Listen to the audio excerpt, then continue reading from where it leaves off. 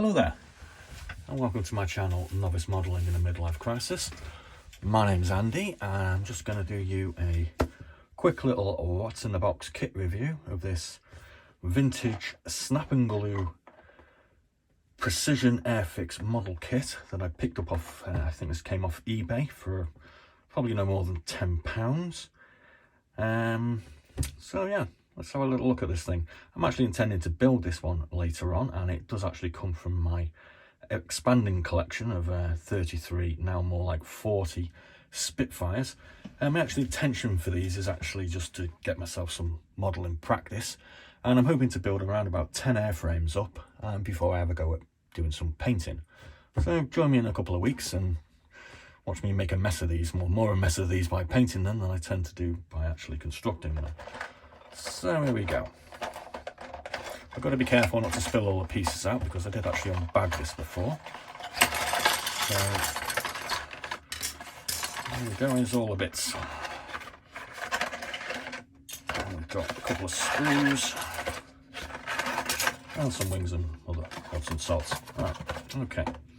So as is normally the way I do these what's in the box kit reviews, I'm just going to read you the blurb that AIRFIX provide. This is a rather basic kit, and the information is kind of basic also. So here we go. Make Vickers Supermarine Spitfire Mark 1A roll single seat fighter powered by 1030 horsepower Rolls-Royce Merlin 3 12-cylinder engine. Performance, maximum speed 365 miles per hour at 18,600 feet. Service ceiling of 35,500 feet.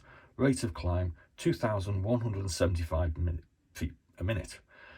Dimensions, wingspan 36 foot 10 inches, length 29 foot 11 inches, height 11 foot 5.5 inches. Armament, 8 303 Browning machine guns in the wings.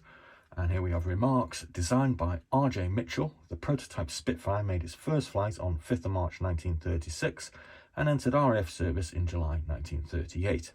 At the outbreak of the war on 3rd of December 1939, 9 squadrons were operational on Spitfire 1s, and by the time the Battle of Britain began in July 1940, there were 19 squadrons. When production ceased after the war, over 20,000 Spitfires of all types had been built. There we go. Okay, so we've got some decals. We only get one option on the decals for this particular model. We've got the standard roundels, the standard tail flash, and some fuselage markings. Now, some of the, I'm not quite sure whether this is missing part of the screw, but it did come bagged when I got it, so I think these parts are actually intentional. Some of the smaller parts I think have actually just fallen off the sprue. This kit was actually produced, I saw something somewhere, I think it was around about 1976. So this one's basically pretty much, oh, it was 1978 this one was produced, so this one is basically 2 years younger than myself. Ho, ho, ho. Now, as we can see, we get some clear pieces on the sprue. Here we have the cockpit canopy.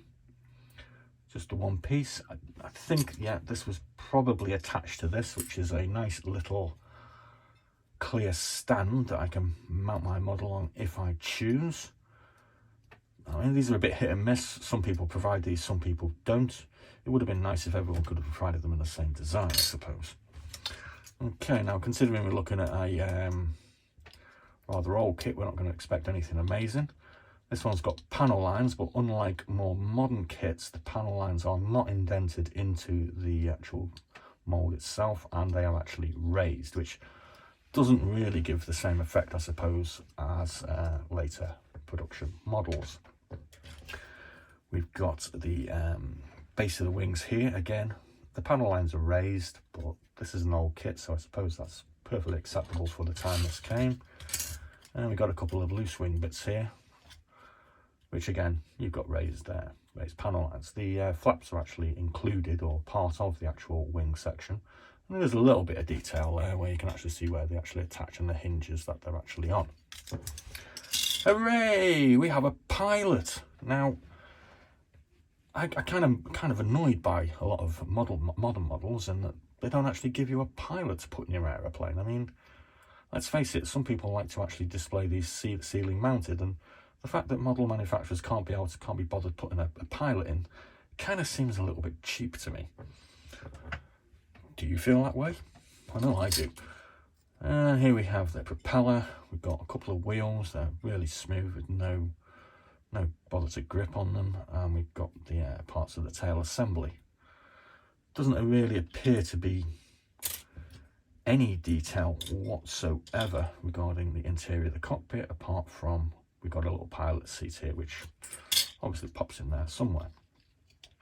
Now, I must admit, I'm not exactly certain on the colour choice for this. This baby blue is, that's kind of revolting, to be honest with you. And if you weren't actually going to be, if you were a small child and you weren't, really into splashing paint all over the place, or your parents wouldn't allow you, I'm not quite sure how this would look, whether you intended to play with it or whether you intended to just sort of display it. I'm not a fan of this colour. Anyway, like I say, I'm going to probably build this kit later on, and I'll put a kit building video up. I've had a few comments about my kit building technique. Basically, like I've said just now, I'm using these as practice models. My intention basically is to just throw a few airframes together and then paint them up and hopefully improve my painting skills. Obviously, I'm not providing a sort of, this is how you should build these models, or this is what you should do with them. So please, bear that in mind when you decide to put a comment on the videos. Anyway, I hope you enjoyed my little video. Questions and suggestions welcome. Please like and subscribe and join me for my ride. I'm actually going to do about another 3 or 4 kit reviews of some of these vintage kits that I've got. So there's going to be a few more to have a look at. I'm really sorry if you're kind of bored at me waffling on about Spitfires, but that's kind of what I'm doing at the moment. I'll find some more interesting things to do in the future. Thanks for watching. Be seeing you.